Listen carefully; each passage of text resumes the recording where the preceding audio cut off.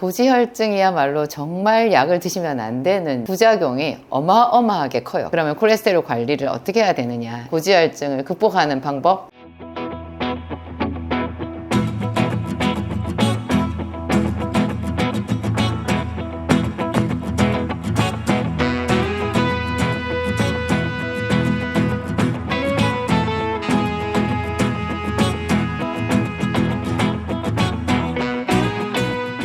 안녕하세요, 진약사입니다.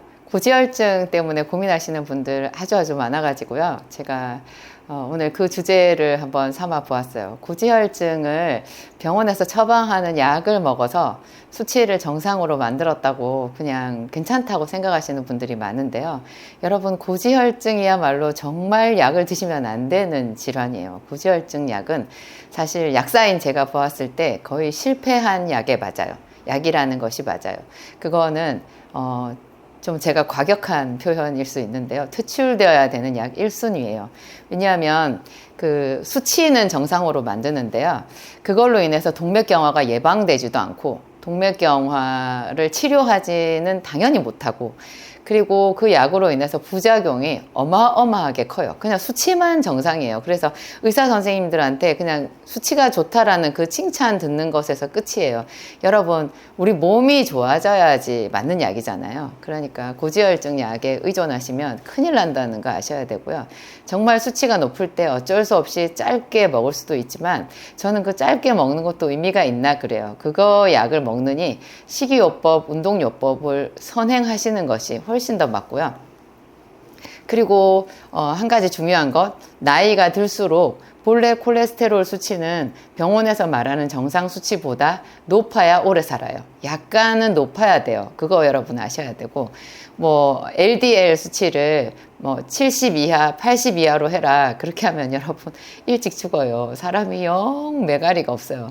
그걸 아셔야 되고, 콜레스테롤 이제 그런 관점에서 이제 그러면 콜레스테롤 관리를 어떻게 해야 되느냐.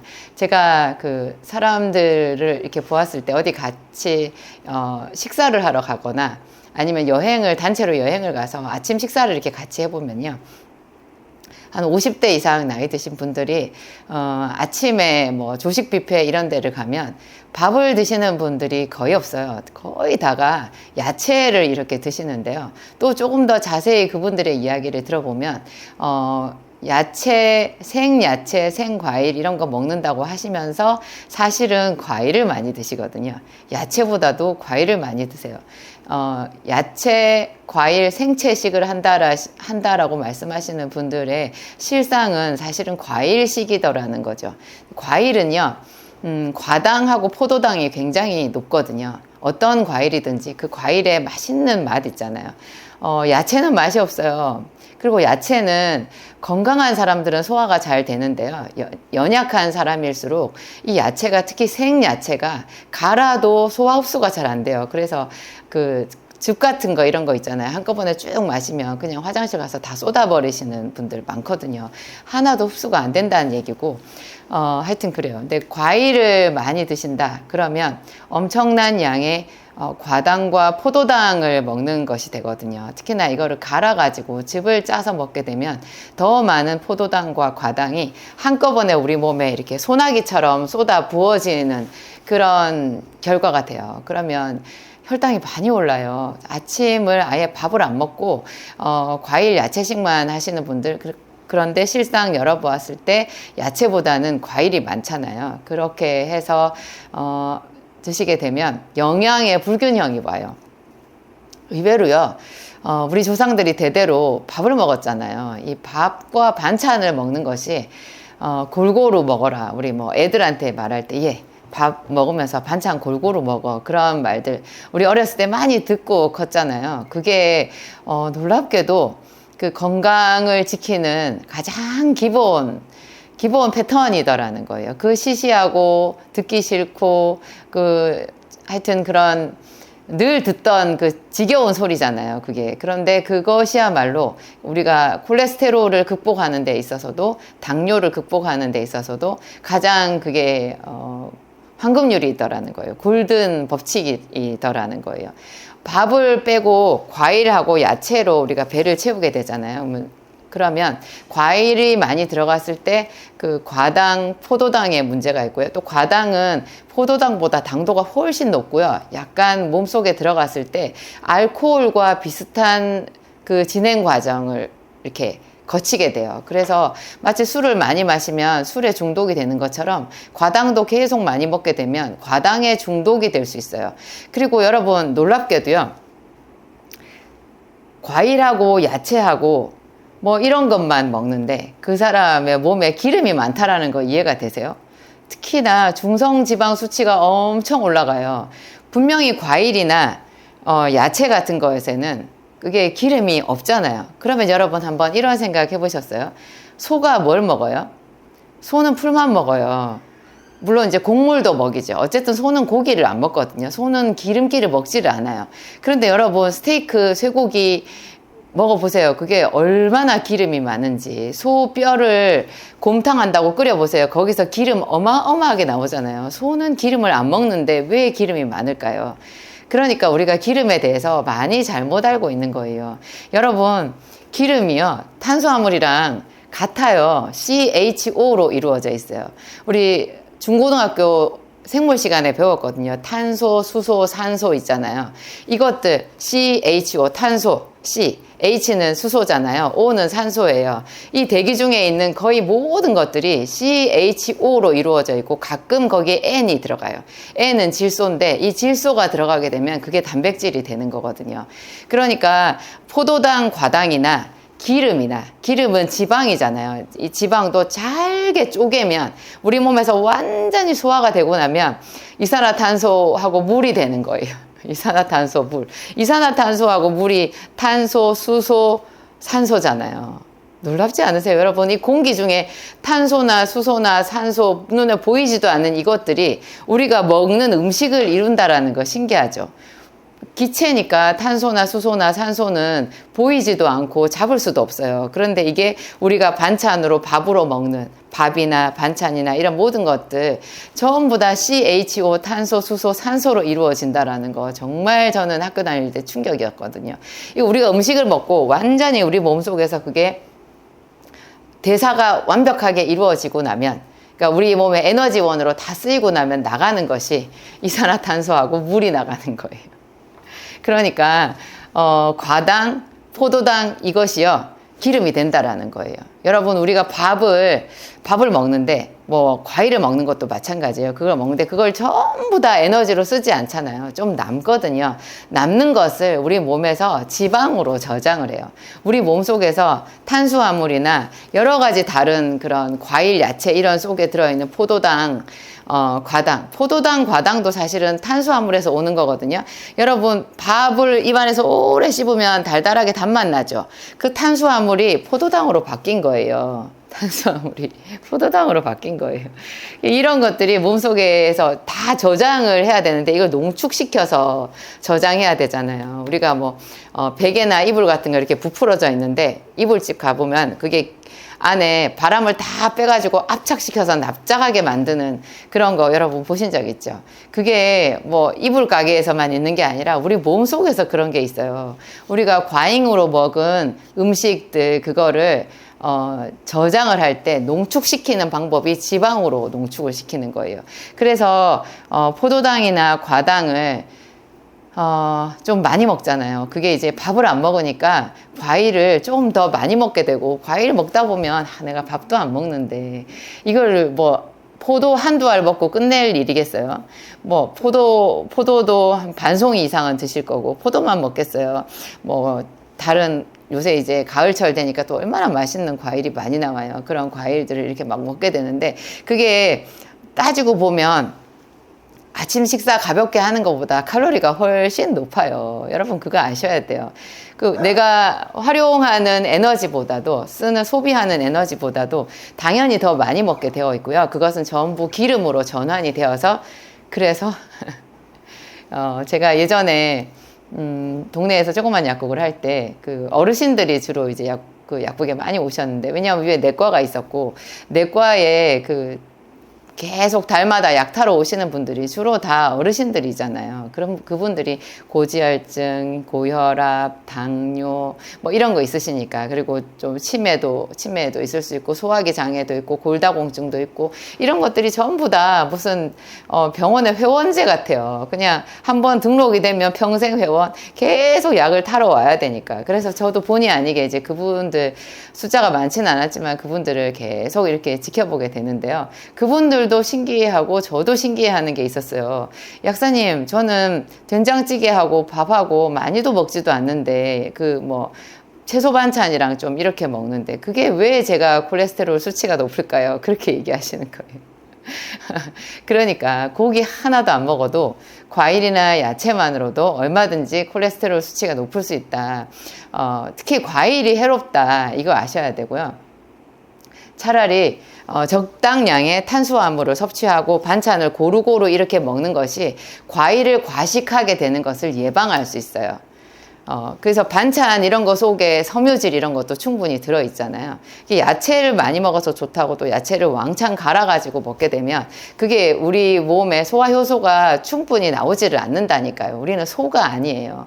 소는 뭐 얼마나 많은 풀을 먹어도 그걸 다 소화를 시키고 지 몸집이 이렇게 크잖아요. 근데 사람은 그렇게 잘 되지를 않아요. 그래서 사람은 야채보다도 사실 곡식을 좀 주로 해서, 곡식이 밥이잖아요. 밥을 주 에너지원으로 하고 야채를 조금씩, 그래서 고기도 약간 섞어서 이렇게 골고루 먹는 것이 가장 합리적인 건강한 식단이라는 거죠. 그렇게 하고 적당하게 운동을 해주고 이렇게 하는 것이 고지혈증을 치료하는 가장, 약사님 뭐 그런 얘기 너무 시시해요 이렇게 생각할 수 있는데, 여러분 이게 룰이에요. 이게 정답이고요.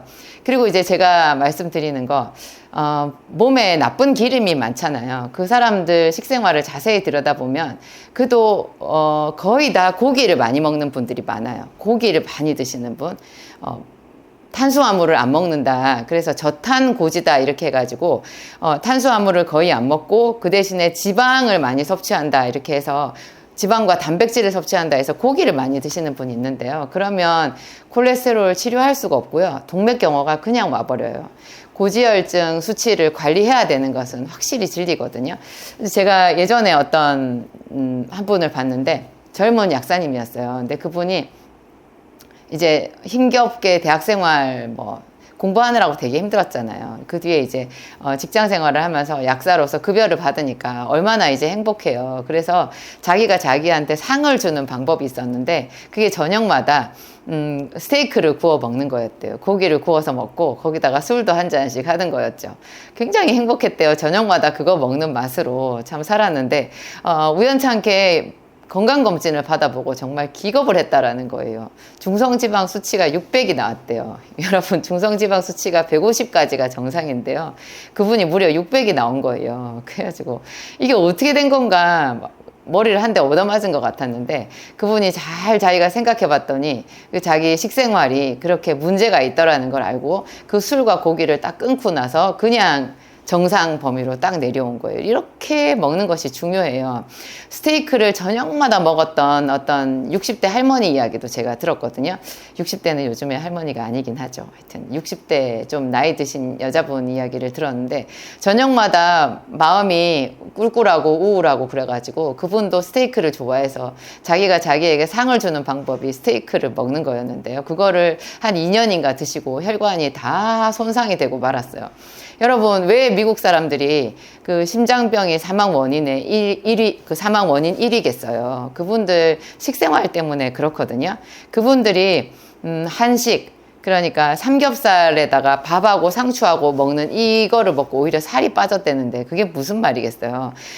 삼겹살 계속 먹으면 몸이 나쁘겠죠. 그런데 삼겹살을 먹으면서 한식으로 먹으니까 밥하고 반찬, 상추 이런 거를 먹게 되는 거예요. 그 사람들이 평소에 얼마나 고기에 쩔어 있었던지 이게 밥하고 삼겹살하고 먹는 것이 평소에 먹었던 그분들의 식단보다도 훨씬 더 건강식에 가깝더라는 거죠. 그러니까 이 먹는 거 정말 많이 중요한 것 같고요. 제가 여러분들한테 이렇게 좀 더 명쾌하게 고지혈증을 극복하는 방법, 이제 좀 말씀드리면, 비타민 B를 꼭 드세요. 종합 비타민 말고, 비타민 B가 따로 있거든요. 비타민 B, 제 진약사몰에 들어가면 진정조 비타민 B가, 제 이름으로 된 비타민 B가 두 종류가 있는데, 그 둘 다가 비타민 B가 100단위로 들어가 있는 거예요. B1번부터 12번까지. 요거를 기본적으로 하루에 한 알은 꼭 드세요. 이게 무슨 뜻이냐? 이 비타민 B가요, 우리 몸속에 들어가서 모든 대사 과정을 정상화시켜요. 여러분, 당뇨가 생겼거나 고지혈증이 생겼다라고 하는 것은 자기 몸속에서 음식의 소화, 그거를 좀 더 어려운 말로 대사라고 하는데, 그 대사가 구부러진 거예요. 비정상적으로 됐어요. 그래서 어려운 말로 대사증후군이라고 하거든요. 병이라는 거죠. 근데 이 대사를 정상적으로 하는데 필요한 보효소가 비타민 B예요. 이 비타민 B가 거의 모든 사람들한테 부족한 거예요. 그래서 이미 몸속에 콜레스테롤 수치가 높고 혈당이 높고 뭔가 혈압이 높고 이런 사람들은 다 대사증후군을 기본적으로 깔고 있다라고 볼 수 있는데요. 그분들이 비타민 B를 섭취를 하면 같은 음식을 먹었을 때 그것이 훨씬 더 깨끗하게 이렇게 소화가 되는 거예요. 그래서 나쁜 기름으로 축적되지 않고 훨씬 더 에너지가 잘 생겨가지고 피곤하지 않고 머리가 맑아지고 그렇거든요. 왜 고기 먹고 잘 먹고 이렇게 살집이 있는데도 항상 사람들이 피곤하거든요. 이 대사증후군이 있는 사람들의 특징이 피로감이 심하다는 거예요. 이분들은 간에 지방이 쌓이는 경우도 많아서 지방간도 있는데요. 피곤할 수밖에 없어요. 그런데 비타민 B를 충분히 섭취를 하게 되면 하루 한 알이면 충분하거든요. 만약에 병원에서 우울증이 있거나 뭐 불면증이 있어서 정신과 약을 먹고 있다라고 하면 비타민 B를 아침, 점심 이렇게 해서 하루에 2알을 드세요. 왜냐하면 이런 정신과 약물이 또 비타민 B를 많이 잡아먹어요. 그래서 그분들은 만성적으로 비타민 B가 부족하다라고 볼 수 있거든요. 그래서 콜레스테롤이 높은 사람들, 뭐 혈압이 높고 당뇨가 있는 사람들, 많이 피곤한 사람들 불문하고 누구든지 이 비타민 B는 꼭 필요한 영양소예요. 제가 아까 식탁에 골고루 음식을 먹으면 좋다라고 말씀드렸는데 우리가 뭐 얼마나 골고루 먹을 수 있겠어요? 바쁜데. 그래서 보충제로 비타민 B를 먹는 거고요. 또 하나가 마그네슘을 먹어야 돼요. 마그네슘이 칼슘하고 마그네슘 이름이 비슷하잖아요. 슘으로 끝나니까. 근데 칼슘은 사람들이 잘 알지만 마그네슘은 잘 몰라요. 그런데 좀 불행하게도 현대인들은 다 마그네슘 부족증이에요. 이게 마그네슘을 하루에 한 알씩만 먹어도 훨씬 짜증이 덜 나요. 그리고 짜증이 덜 난다라는 말이 스트레스에 저항력이 생긴다라는 거고요. 그리고 당뇨 환자나 고지혈증 환자들한테 마그네슘을 투여했을 때 이 콜레스테롤 수치나 혈당 수치가 잘 조절이 되더라라는 논문이 굉장히 많이 있어요.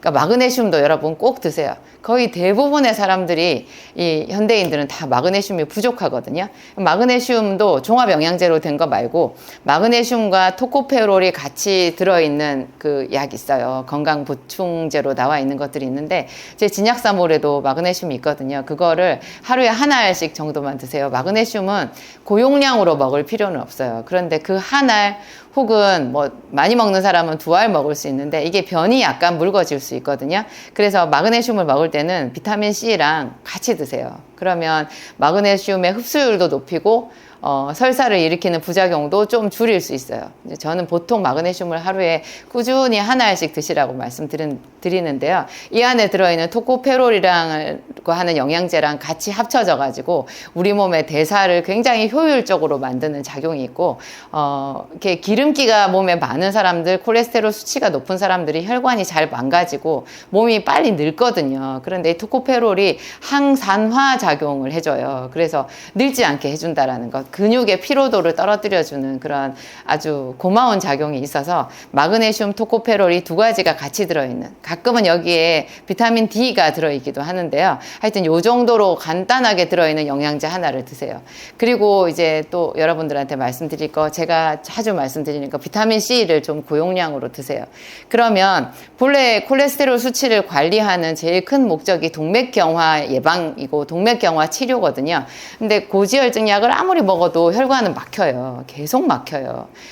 계속 혈관이 좁아져요. 무섭거든요. 근데 비타민 C를 하루에 한 8,000ml, 10,000ml 정도를 먹어보잖아요. 그러면 혈관 산화가 멈춰요. 동맥경화가 거기서 스톱되고 심지어는 상당히 개선이 되는 경우도 많이 있어요. 저만 해도 비타민C를 하루에 한 8,000ml 정도 먹고 나서 다리 시린 게 없어졌거든요. 다리가 시려서 견딜 수가 없었는데 이 시린 게 냉증이 아니라 세상에 다리에 혈관이 막혀가지고 피가 안 통해서 시린 거였어요. 비타민C를 먹고서는, 비타민C는 시원한 성질이거든요. 그걸 먹고서는 종냉증하고 다리 시린 거, 손 시린 거 이런 게 없어졌으니까요. 그 제가 당뇨가 심한 사람들이 비타민C를 많이 먹는 분들을 제가 관찰해 봤는데 그분들 혈관 상태가 당뇨 환자라고 믿어지지 않을 정도로 건강하거든요. 그러니까 혈당 수치 관리보다 더 중요한 것이 내가 하루에 비타민C를 계속 수시로 한 8,000에서 10,000ml 정도 먹어주는 거라는 거. 콜레스테롤 수치가 차라리 약간 높은 게 제가 더 건강한 거라고 했잖아요. 그 수치를 병원에서 말하는 그 낮은 수치로 끌어내리기 위해서 너무 혹독하게 하시지 마시고요.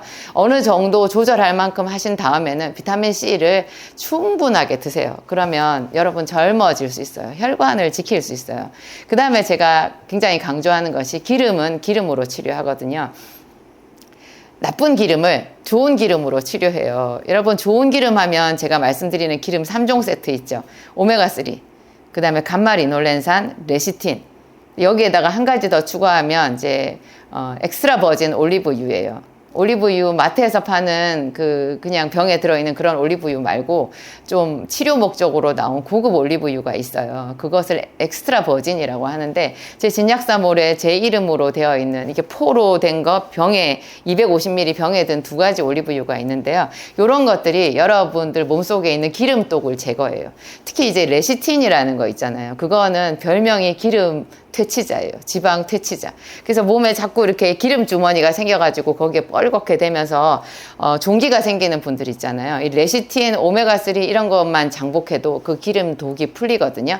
오메가3는 에스키모인들이 심장병이 생기지 않는 그 원인이 뭘까? 비결이 뭘까? 찾다가 발견해낸 놀라운 기름이잖아요. 오메가3. 오메가3는 생선, 아주 신선한 생선의 기름인데 이거를 보충제로밖에 먹을 수가 없어요. 우리가 뭐 등푸른 생선 그 안에 오메가3가 많다라고 하는데 그 오메가3 다 산화되어 가지고 안 먹는 만 못하거든요. 그래서 오메가3를 제대로 먹는 방법은 건강기능식품으로 나와 있는 거. 그 중에서도 앞에 RTG라는 이름이 붙어 있는 걸로 사셔야 돼요. RTG 오메가3. 제 진약사몰에는 클린 RTG 오메가3가 있고 프리미엄 RTG 오메가3 이런 게 있는데요. 클린 RTG 오메가3 같은 경우에는 피부에 주름까지 펴주는 그런 부수적인 작용이 있어서 굉장히 좋고 이 RTG 오메가3가 그냥 오메가3보다 흡수율이 굉장히 높거든요. 오메가3가 먹고 나서 생선 비린내 올라오잖아요. 그러면 그분 그 비린내 올라오면 하나도 흡수 안 되는 거거든요. 오메가3는 먹는 방법이 거의 식사할 때 같이 먹는 게 좋고요. 만약에 레시틴이랑 오메가3를 레시틴도 먹고 오메가3도 먹는다면 이 2가지를 동시에 먹었을 때 그 기름 소화 문제를 해결할 수 있어요. 왜냐하면 레시틴이 기름을 잘 분해시켜서 물에 잘 녹게 만들어주는 독특한 작용이 있거든요. 하여튼 비타민 B, C, 마그네슘 그리고 기름 3종, 4종 세트 중에서 뭐 다 못 먹겠다 하면은 오메가3, 레시틴 요 정도만 여러분 복용하셔도요. 여러분 고지혈증, 뭐 심장병 그런 걱정 안 하셔도 돼요. 하여튼 기름에 대해서 좀 새로운 지식 오늘 여러분한테 말씀드렸는데 적게 먹는 것이 답이에요. 어떤 분들은 싱겁게 먹어야 된다 이렇게 얘기하는데요. 저는 간을 하지 않고 먹고 하면 오히려 몸에 더 해롭다고 보는 주의거든요. 음식 양 자체를 줄이면 소금도 기름도 자연적으로 적게 먹게 되는 거예요. 약간 가볍게 먹어야 우리 몸이 식독에서부터 자유로울 수 있어요. 많이 먹어서 생기는 독을 식독이라고 하거든요. 그 식독이 오늘날 고콜레스테롤 혈증, 당뇨병 그런 걸로 나타난 거예요. 당뇨나 고지혈증은 모두 그 옛날 한방 원리로 보았을 때 식독에 속하는 병이거든요.